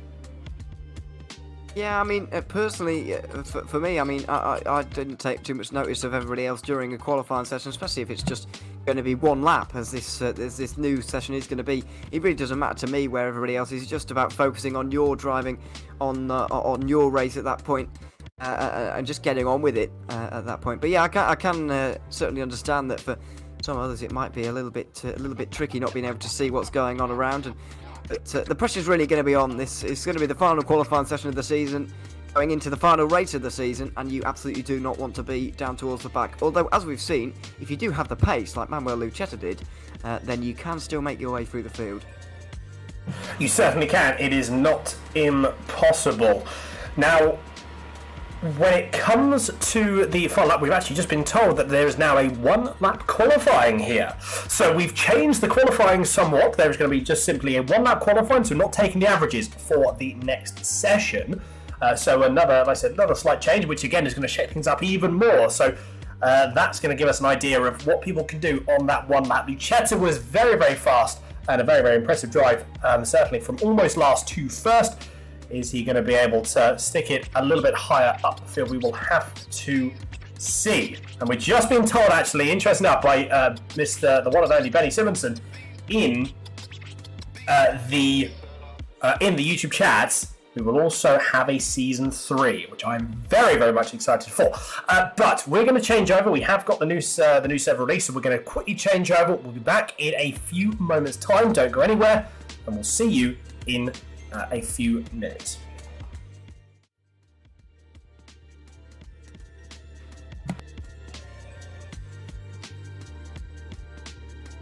If I can actually change over, apologies. And there we go. Yes, sorry about that. Just making sure that everything had a little bit of glitch in the broadcasting system there. Yeah, qualifying will be that one lap qualifying. We're going to change over now. I'll be back in around about 5 minutes. So we'll see you in a second. This is iRacing, the world's premier online racing game. iRacing puts you in the driver's seat to experience today's newest form of competitive motorsport, virtual racing, all from your home PC. Race virtually in endorsed series from NASCAR, IndyCar, IMSA, the World of Outlaws, Aussie Supercars and more. Take on legendary circuits like Daytona, Silverstone and the Nürburgring. Join iRacing's global online racing community and get on track today at iRacing.com.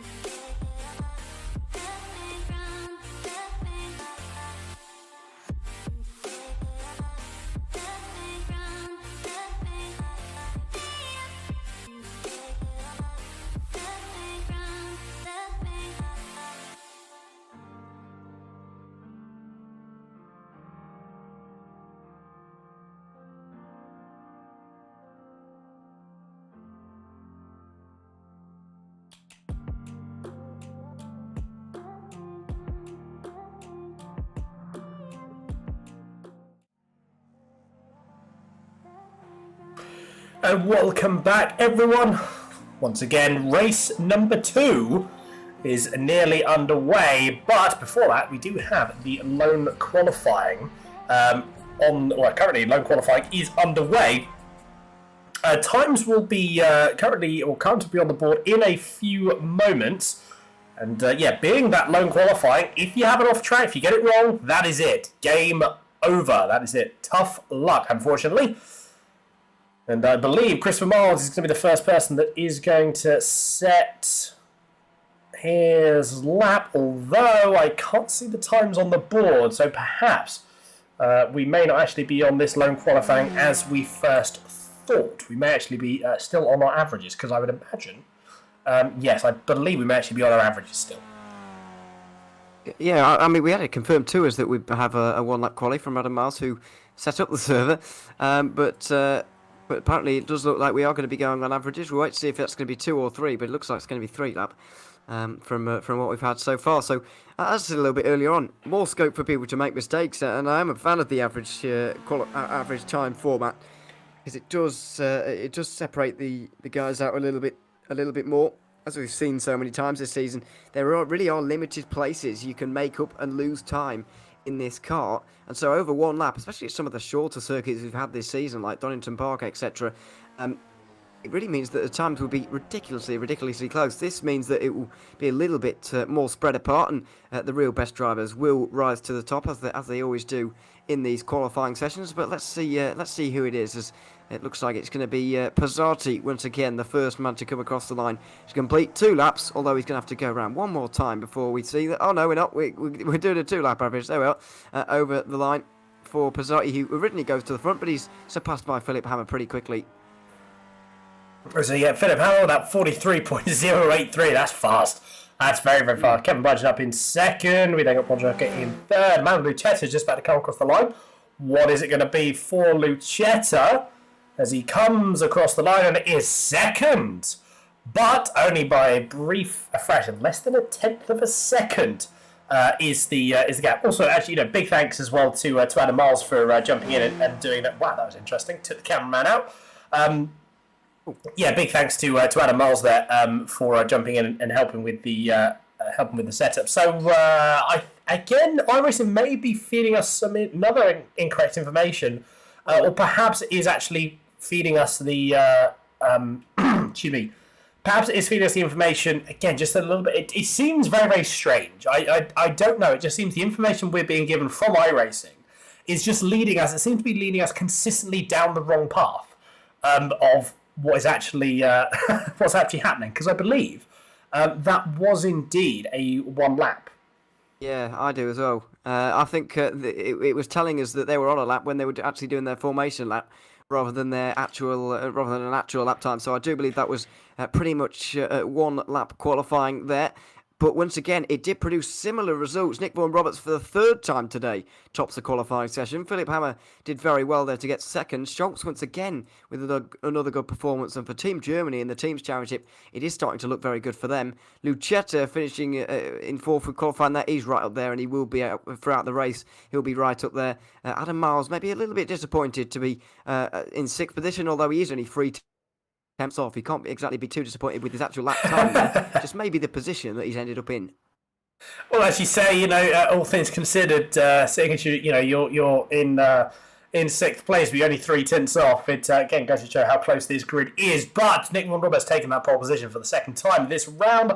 Philip Hammer in 2nd, Sebastian Solz 3rd, Manuel Lucetta in 4th, Kevin Budgeon P5, Adam Miles 6th, Roger Hooker in 7th, Christopher Miles 8th, Chris Wayne 9th, Efren Pizzati in 10th, Ivan Fabio 11th, and Thorsten Seifert in 12th, with Anders Nielsen in P13 for Stop Racing. A couple of drivers left to get on the grid, and we will be underway for the final race, the final race of the final round here for season number 2 of the Skip Barber World Cup.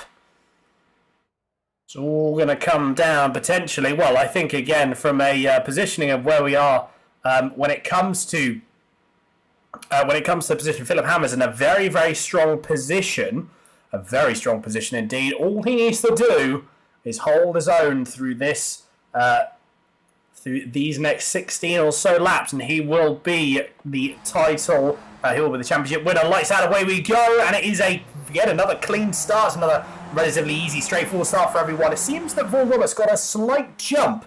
He did indeed. He got a slightly better jump. Manuel Lucetta straight on the attack, trying to get up the inside of Sebastian Scholz, but can't quite do it though. Down in through one as you all go through turn 2, slotting into single file relatively quickly once again as they come down through the Moss S's and then into turn number 4. Is there going to be any possible late braking moves? In fact, it's going to be Lucetta going to go around the outside of Sebastian Scholz. Cold tyres, remember, it's going to be a brave move, but he hangs around the outside, absolutely pinned foot to the floor. And that is a brave move by Lucetta. Unfortunately, it means he's not currently, he wasn't in the slipstream for a few moments. He now is, but that means Sebastian Scholz is going to now lose out on that slipstream, getting pushed along by Kevin Budgeon there, who's also got past him as he darts to the inside. Is there going to be a lunge potentially? Tries to give it a go. Lucetta has to go on the outside. Big sideways moment for Lucetta. And manages to keep it. That was almost a carbon copy of what we saw last race. But he still manages to keep it in check, though. Fair play. It does mean he's lost the position once again to Sebastian Scholz. But it means that Kevin Budgeon is now inherited P3 because of that. So, yeah, Manuel Lucetta just going into that braking zone of turn 5. A little bit too hot for the tyres. Just won't quite upset himself to spin in the background as well. Chris Wayne, I think, has had he was either spun around or lost it himself. I imagine he may have got turned around. I'm not entirely sure. We're going to replay that. The straightaway Lucetta up the inside of Sebastian Scholz once again. Just uses about as much circuit as he can. Both Nick Roberts and Willem Hammer go very, very wide on the exit of the last corner. But look at this train. Lucetta is leading this train. Sebastian Scholz just gave him a little bit of a tap there. You just saw on the front right wheel to rear left wheel. And it's going to be Lucetta. Still manages to stay ahead, but Sebastian Scholz might try and send up the inside and go into turn 2. He tried to, but I don't think he can quite do it. No, that may have cost him a little bit of time, actually, perhaps. Doesn't look like it, though. It's going to be a role reversal this time, you see. Sebastian Scholz trying it, wasn't he? But then have a look at Adam Miles. Adam Miles is going to be wanting to make up some positions relatively sharpish, although I would say up the front of the field, they have brought a bit of a gap, but not as much as I thought, considering the battling that's been going on a little bit further down. Vaughan Roberts and Philip Hammer are both battling as well, so the gap is evening itself out. Yeah, it is. I mean, it all depends what happens sort of down into this hairpin here. Lucetta once again on the defensive from Scholz, who's really broken late on the outside, but possibly too late. He goes pretty deep, and now the groups are all back together because Kevin Budgeon has made a mistake there. Lucetta trying to go back through once again there, but I'm surprised to see the Italian losing so many places on that first lap there, because if you remember back to lap 1 of the first race, he really was the aggressor trying to make his way through the order. This time he did get overtaken by a couple of cars. As we look what happened a little bit further down, everybody decided to dive down the inside of everybody else here, and just a bit of contact to the back of Chris Wayne there, who's found himself right at the back of the field as a result of all that. Yeah, as you say, that would have been the reason why. That's it, just a little tap from behind. Looked like he spun quite quickly, which would have been the cause of that. I did see, like briefly, Kevin Budgeon absolutely threw it up the inside. Nick Roberts, absolute send of a move, and fair play for both drivers, managed to keep it. Here's the send here. Let's say absolutely demon under braking, and there was a bit of contact. I mean, Nick Roberts did well to back out of that. You see at the last minute, the wheel got thrown to the left. But, I mean, Kevin Budgeon, I mean, kudos for trying. Didn't quite work the way he wanted it to. Yeah, you know, both drivers managing to, I might have been a little bit overzealous, but managing to keep it all, they both managed to keep it pointing in the right way. And Kevin Budgeon only lost a position for that, all in all. So it wasn't too bad in all honesty. It could have been a lot worse. It could have been a lot worse, yeah, but it was still pretty bad for Budgeon still to get into the side of Vaughan Roberts like that. The move was never really going to come off, but he did back out just about enough in the end. I don't think either of them actually got damaged there, as we're seeing now Philip Hammer locking up down into the hairpin there. Seeing a lot of lockups here today, which is not like what we've seen so far this season. Sebastian Scholz loses out on a couple of places and a few more here. Where has he gone? Has Sebastian Scholz possibly disconnected from this race? No, he's still in the race somewhere, but he's gone off the road somewhere at the same time. There's a slide for Adam Miles just in front of him possibly, and he loses out on a load of places to Scholz, trying to get back onto the circuit. He does just about, but he's lost out really quite a lot there. Unfortunately so, yes indeed. He, that's a little bit of a... and unfortunately had nowhere to go, and to be fair, Adam Miles didn't really do... Adam Miles did sort of all he could. Let's have a quick... let's have a look at that quick. Yeah, just gets on the power a little bit too. So he goes off there. Okay, so he goes off here. That costs him a little bit of time. And then, actually, I'm looking at this in completely the wrong area. Let's have a look at this. Yeah, just send it round on the braking. Yeah, just on the braking. And unfortunately, I mean, he did the right thing. He just sort of held the brakes, but unfortunately, by that point, there wasn't really much that he can do. So, and Thorsten Seifert losing that position to Sebastian Schultz almost straight away. So this is going to be, unfortunately, Sebastian Schultz has a little bit more of a trickier time than Manuel Lucchetta, because the gaps are a little bit bigger, and also as well, we've already gone through the first 3 or 4 laps of this race, but Sebastian Schultz goes a little bit wide. That allows Thorsten Seifert straight back through. So not able to make this position stick, at least for the moment. Is there going to be a last minute send going into turn 5? Perhaps there will be. Not entirely sure as of yet. He darts to the outside, tries to go. There's a lockup from someone. Couldn't quite see who that was. Might be Christopher Miles there. Don't think he dropped a position though. There's no spin in front of him. And once again, Sebastian Schultz makes that move stick once again down into turn 5 again. The favourite braking zone for these drivers, as it seems to be. Also the best braking zone really for the cars, because that is where they are fastest. I wonder what they are going in terms of speed. Well, let's see if we can jump on board with someone and have a look at what their speed is going down into before the braking zone. And also be interesting to see what the draft actually provides. I imagine it provides 4 or 5 kilometres an hour, perhaps. Maybe a little bit more. We'll have to see. Yeah, sorry, we've seen it be so effective so far in this season and in these races. You see it time and time again in skip bars, really. But it's mainly down to the fact that these cars are actually they're so slow that you spend so long on the straights. The slipstream effect does mean that it just goes on for a long time rather than it's necessarily really pronounced compared to other cars. We're on board with Anders Nielsen here after looking at a dive from Pizzati on Seifert there into turn number 1, but it doesn't look like coming off there, and probably sensible to just tuck in there and close up to Fabro and Schultz once again, although it doesn't look like they want to. They're going to go side by side down the hill and into turn 5 by the looks of things. Yeah, they certainly are. Who is going to come out on top? I think it's going to be Seifert. Yes, it is going to be Seifert indeed. Right, let's have a look at this. So Philip Hammer, 170 Ks, about 175, but then look at that, yeah, you see straight away Nick Vaughan Roberts. There's about 5 or 6 Ks in there, so Nick Vaughan Roberts tries to go through the inside of turn 5, but Lucchetta, sorry, that was Lucchetta and Hammer and Nick Vaughan Roberts, not Philip Hammer. And that's going to be, what a send there from Manuel Lucchetta. Oh, just maybe a little bit, pops Nick Vaughan Roberts, just pushed him a little bit wide there. I think to be fair, I think Vaughan Roberts was just trying to hang around the outside. Couldn't quite get it done though, but straight away back on the inside of turn 8. Manages to hold on the inside, but Lucchetta holds around the outside. That means he's got the inside for turn 9. What does that mean perhaps for Philip Hammer, who's in P3? Again, he's just sort of sitting there, Adam. So that's Kevin Budgeon that's having a little bit of a look. He wants to get involved in the action as well. Lucchetta, though, does maintain that lead, albeit for how long? Might not be for too long, because that's very wide for Nick Vaughan Roberts, but again, I don't think he's lost any time, in all honesty. That wouldn't really have lost him any time. Adam Miles went a little bit wide there also as well. Yeah, look at this. Nick Vaughan Roberts actually looked like he gained momentum somehow going through down into turn 1. Manages to use that slipstream well, but again, Lucchetta just banzais it round the outside. He just knows where the grip is in this car. It just seems that he generates grip around this circuit that no one can't quite seem to. I haven't seen anyone that's able to hang around the outside for almost an entire lap as Manuel Lucchetta. It just seems like this car and track combination just really works for him. Gets the cut back. Oh, sorry. Yes, we're just both getting excited here about this battle because it is so close. And yeah, you're right, Lucchetta does look like the strongest driver in this field here today. For whatever reason, he's really getting this car hooked up at this particular circuit.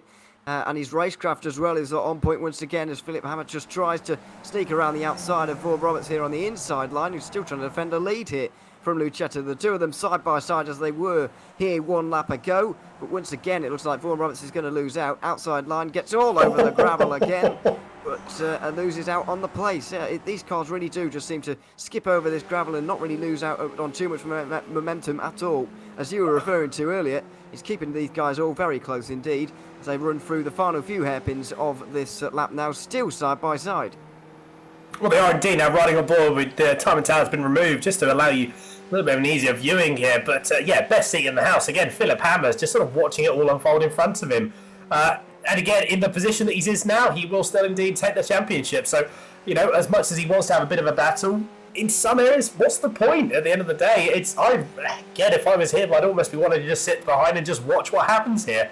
He's got around about a 3-second gap. Adam Miles is having a bit of a look on Roger Hookin. In fact, I think he's made a position on Roger Hookin. He has indeed going down into turn 1. So it's as if he's got anyone that's really pressuring him behind, at least at this stage of the race.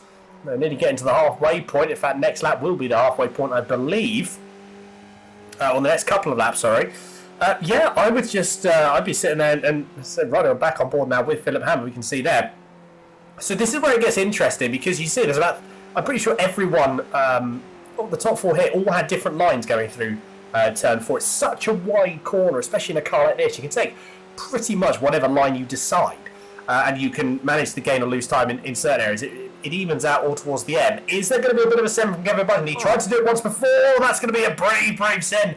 Tries to get it through. So in all that time, Nick Roberts just drove around the outside of both of them, and he now inherits the lead once again. You can hear there. You just hear the lift from Philip Hammer. It just sounds like he's lifting so much. He very easily could have stuck it up the inside of perhaps of Kevin Budden there and pushed and tried to have been a little bit more aggressive. But again, he just isn't. Again, just doesn't really want to at this point. At least I could be saying that. He might actually be trying really hard. I can't see it though. It seems that he is driving at sort of that 95%.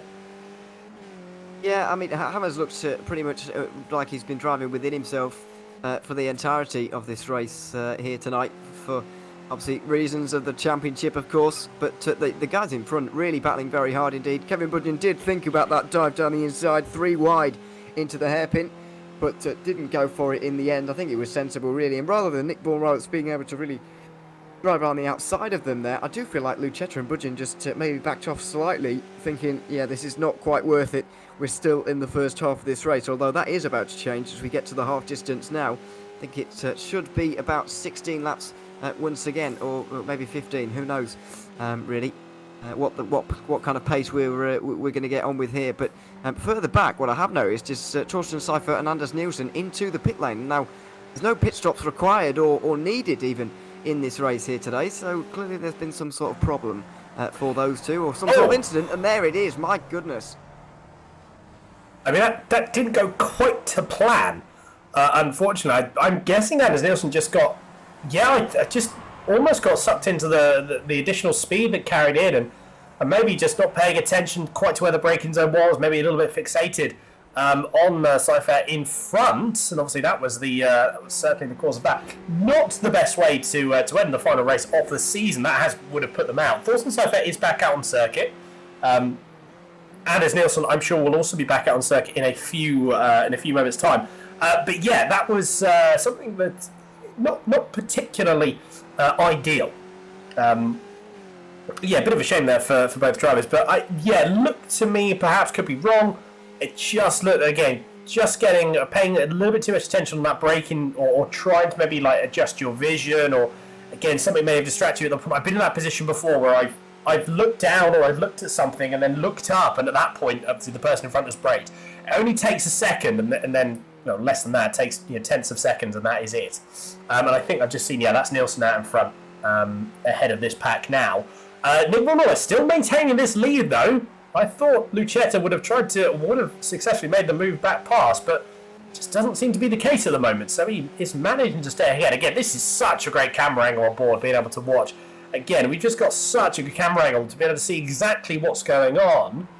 In fact, perhaps a better angle may also be the rear view camera from Nick Vaughan Roberts, because it's certainly going to be an interesting one. There it is. Look at that. That's a camera angle and a half, isn't it? Unfortunately, it's going to be Vaughan Roberts. He's going to lose out. Lucetta has managed to get some really good pace using both the draft from behind and then also the side draft as well. Here's Kevin Budgeon. He's going to make. He's thinking about it, isn't he?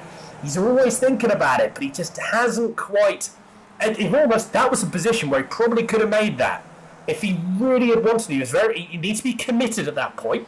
You're just in your head enough that if you were to make that move, you would have to be committed. You'd have to break a good car length, maybe even less than that. But everyone, you'd almost force yourself to go a little bit wide and miss the apex a bit. But you essentially what you try and do is you try and stop any potential cutbacks. So you would basically you try and slow the pack up a little bit, not too much. So you park it on the apex, but you'd have to be very committed on the entry. It is possible. You also got to be very, very aware of who you are driving with. And we've seen Roberts, Lucetta, Hammer, they've all got very, very good spatial awareness. I was about to say, actually, I thought that was Roger Hooker that's just all of a sudden appeared out of nowhere, but no, that's Anders Nielsen. So this top four are still pulling away. Yeah, they are still pulling away, really. I mean, there is a battle going on further behind, but it doesn't really look like they have the pace to catch anyway. It's Roger Hooker, Adam Miles and Christopher Miles who are 1, 2 and 3 there with Sebastian Schultz not too far away from them, but they're not really making any inroads on those 4 leaders who look like they're going to fight out this race between themselves. This Christopher Miles and Adam Miles does mean that Miles ahead. The team look like they won't be taking this team's championship. They'll probably be finishing 3rd in that competition. Whether it's going to be Team Germany or Two Falls Racing is really still up for grabs, really. And I'm not entirely sure. Because I haven't been doing the maths so far, I'm not entirely sure who's going to take it from who at this stage. I'm also don't quite know if there's going to be drop weeks in that championship, because I know there is in the individual ones, but are there drop rounds in the teams or not? I don't really know. But yeah, I mean, it's certainly so close between the two of them. On the way into this race here today, only 6 points separated those two teams, so who knows? But it does largely rely on what happens up in that front group with the 4 leaders. We're still fighting out for that race win with just about 8 minutes to go. Indeed, as you say, 8 minutes to go left in this race, the final race of the season. And it's still a little bit close. The battle is stepping up a little bit in this midfield. It's really, really close. Once again, at the front, Manuel Lucetta didn't inherit the lead, but he's lost the lead. We'll lose the lead now because Nick Vaughan Roberts is going to make that position straight back on the back of Nick Vaughan Roberts. But have a look at Kevin Budgeon. Oh, he's having a look. He really, really... Oh, there's something there, isn't there? Kevin Budgeon, I feel there's going to be a move from Kevin Budgeon soon. There's going to be a move soon, I reckon. And it's on the way. And I think I'm really excited because I'd be interested to see what Kevin Budgeon can do. If he can get the run and he can be committed, this could be a very, very good race from Kevin Budgeon. Fantastic performance by him, though. Absolutely fantastic. Sticking it really, really in there, getting very much stuck in, and certainly holding his own. Fantastic to see. And like I said, we've got another 7 minutes or so left to go. So another 4 or 5 laps. Yeah, fantastic racing so far. Nick Roberts has once again inherited the lead, but now again he's going to be losing out. Possibly Kevin Budgeon now tries the outside line this time, and in fact it may be working in his favour because both Vaughan Roberts and Budgeon are going to be slowing themselves down. If anything, there's going to be a little bit... The tactics are going to be also involved here as well. Kevin Budgeon, if he can stay this sort of close going on to the back straight, he will have a double... He'll be able to have 2 cars that he'll be able to draft from. And he only needs another extra 2 or 3 kilometres now going into the braking zone, and that will be an opportunity for him to just go, I said, a little bit deeper into... a tiny bit deeper into turn 5. And we may see that really, really start to heat things up even more as everyone, again, just getting so using all of the track and a little bit more. But again, it doesn't seem to slow them down, does it? If anything, they seem to all be doing it. So I don't really know if it's actually, I wouldn't say it's a preferred line. But by doing it, that was a bit of a slide for Lucetta. That would have cost him a little bit of time, although he's got good track placement, good car placement, I should say, and he manages to lead the position. That was any other corner, that would have been him losing a position. But going from turn 1, leading into turn 2, not really much you can do in terms of an overtake there. No, I mean it is hard on in multiple places in this circuit really to make any kind of move. But also it's a case of Is it a good idea to make a move here? Because we're going to lose so much time that it probably isn't a good idea. Because you might let a singular driver get away, and they'll win the race very easily from there. So you do have to be tactical with it, as we've seen so far. Nick Vaughan-Roberts trying to do that right now into the hairpin, although Lucchetta does seem to want to kind of lead this race from the front, and he basically intends to lead every metre of this race from here until the flag. But he's going to be under a tremendous pressure from here on in to try and do that. Still side by side between the two rivals coming through the final sector now. Out of turn 7 and towards the final 2 hairpins, it looks like Lucchetta might well have just held on, and he swipes in front of Nick Vaughan-Roberts just to make sure. Have a look at Kevin Budgeon though, round the outside, going through 8. That's going to lead him into turn 9. I thought it was going to lead him into turn 9 on the inside, but Nick Vaughan-Roberts again managing to keep it. These cars, they're so narrow, the track is so wide, and they're so slow. You're able to hold it around the outside for almost. I almost think that's why Lucchetta, if it was any other car, if it was something like, I don't know, maybe. It's hard to say. MX-5 maybe? Even then, like, you can hang it around the outside pretty easily if you know track position, track placement. Nick Vaughan-Roberts trying to go up the inside of Lucchetta. I think he's going to get the move stick. He's going to make the move stick. Yes, he does. Kevin Budgeon, again, can't quite do anything. Has to concede and settle and stay in that third place once again.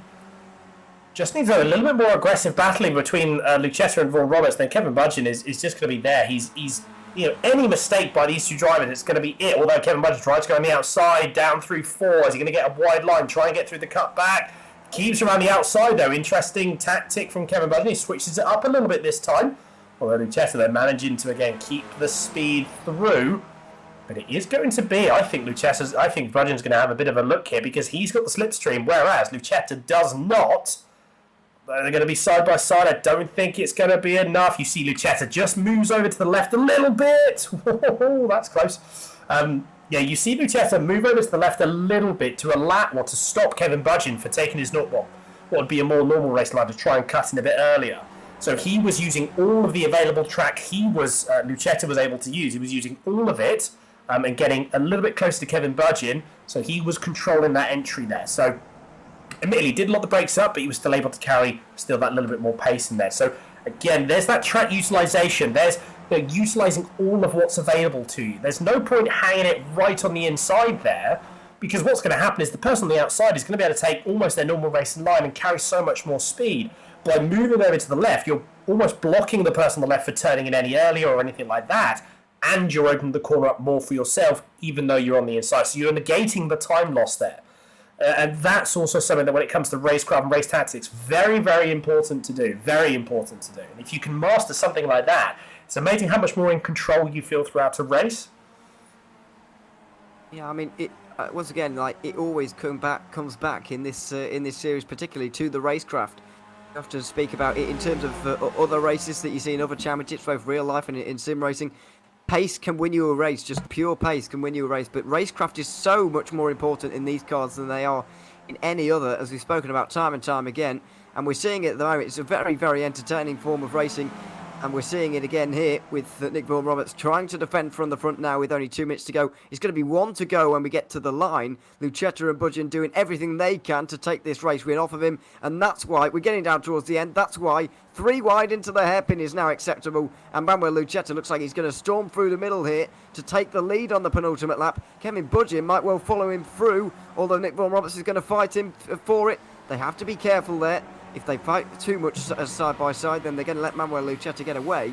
And so they do go back to single file again. They sort themselves out and they get ready for one more lap in this race, one more lap in this season. And we're going to see if Manuel Lucchetta can hold on from the front to win his second race of the night. I was just saying that, actually. I was just thinking that if they did battle even more, then, as you say, that gap would extend. But that isn't the case, though. They've managed to keep it.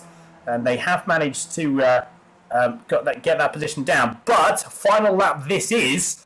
So what is it going to be? Is it going to be it's going to be a last lap dash, let's be honest. But who's going to have the all-important position? Now, Lucchetta, to be fair, I think he's had so much practice with keeping it pin running outside. All he needs to do is hold it on the inside, going through 5, and he's got the expertise, he's got the knowledge to be able to then keep it going through down into 6, 7, and then the final couple of corners. So This is going to be the all-important one. He needs to get a good exit through turn 4, which he has done. But this may actually, possibly, Nick Van Roberts is slightly further back this time. So he's going to have an additional run-up. So is Kevin Budgeon. So keep an eye on Kevin Budgeon as well. He's going to try and, he's going to have an even bigger run. He might slide to the inside. No, he does it around the outside. So this is where Lucetta is good here. He is able to hang it round. If he can keep it on the inside here, then he knows that he's got the opportunity to keep it round the outside. There's a bit of contact between Nick Van Roberts and Manuel Lucetta. Lucetta goes a little bit wide, but look at that. Holds it around the outside, knows exactly what he needs to do in terms of placement. But Nick Van Roberts tries to go back around the inside. Just can't quite do it, though. Look at that.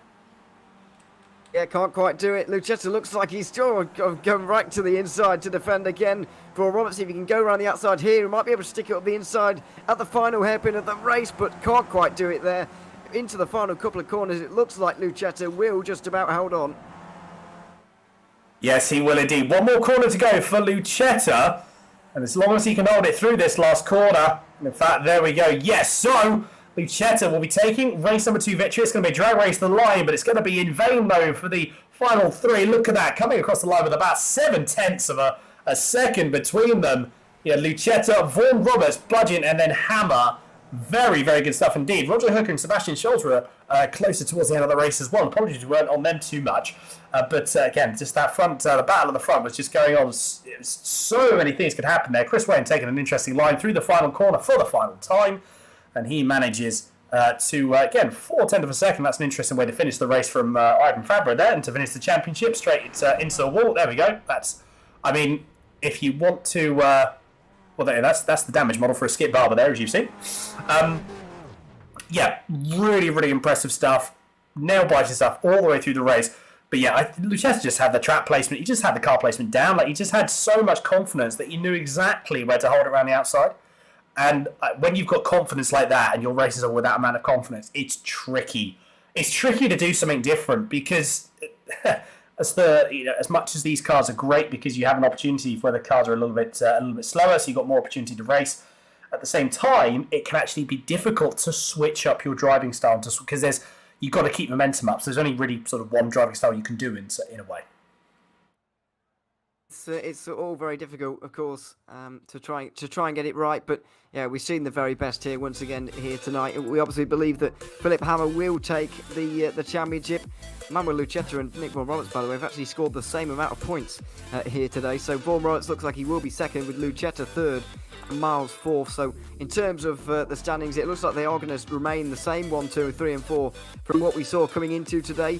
But factoring in the drop weeks coming in today, Adam Miles actually held that second position if you take into account his drop week that had to be in place. But unfortunately, as particularly with that 7th position he just got there, he will drop to 4th. His team won't be able to win the team's championship either. But we've seen 2 great races here tonight.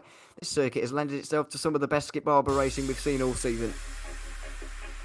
Certainly has, once again, another car and track combination that is very, very good indeed, and something that we are very much looking forward to potentially seeing in season 3 as well. I'd like to see this. I would like to see this make an appearance once again, because it is a very, very good circuit. It's an interesting circuit, and again, a circuit like this, it just enhances good racing with these cars. Almost every track does, to be fair. I think it'd be hard pressed to find a track that doesn't instigate good racing here within these cars. I'm just trying to think if there is a track that probably wouldn't allow good racing.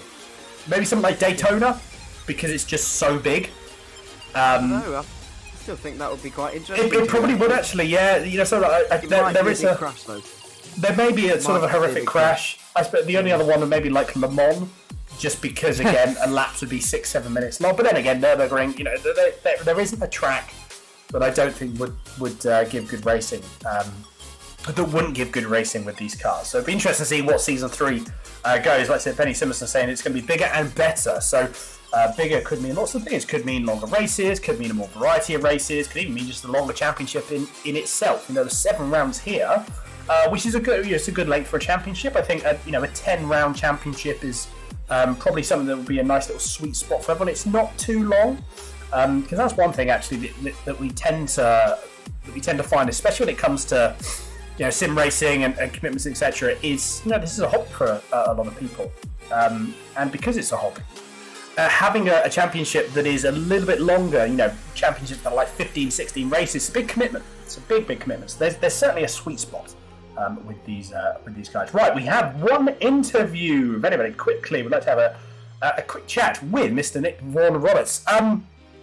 Nick, overall, I think going through the race and the round for you today, I was a little bit chopped up there, but when it comes to race, P2 twice over, I think all in all that was a good result for the round. Yeah, that's fine. Yeah, no bad result at all. Manu, fair play to him, came from the back, and then second race as well. He did really well there. And cheers for Adam for sorting all this out as well. It's quite carnage, really. It's like I said, provided some challenges, but as you say, we big thanks to Adam Miles that we got through it. We got through it in the end. But I mean, we were just talking about it actually as well. There isn't a track that I think there isn't a track at all with these cars. You wouldn't be able to find a track that wouldn't promote good racing. Yeah, this track is good for it, definitely, because there's really one straight, maybe two straights to pass, but there's always side by side, and you can both come out in front. It's sort of no matter which side you're on. It's a good track for the skippies, definitely. Certainly is indeed. Just final question, Nick, before we let you go. Are we going to see the Skips livery return for another season, perhaps, or are we thinking of changing it up? I might get rid of Roger. No, I'm joking. No, definitely. If it happens again next season or whatever, we'll be doing it. Yeah, this is great fun. Definitely good fun. Good stuff. A bit of variation in the races and stuff. Yeah. Great. Absolutely, no, absolute pleasure to have yourself and Roger Hooker, and again, just having the team in. It's a fantastic, certainly a striking car. It's always nice to see on the grid.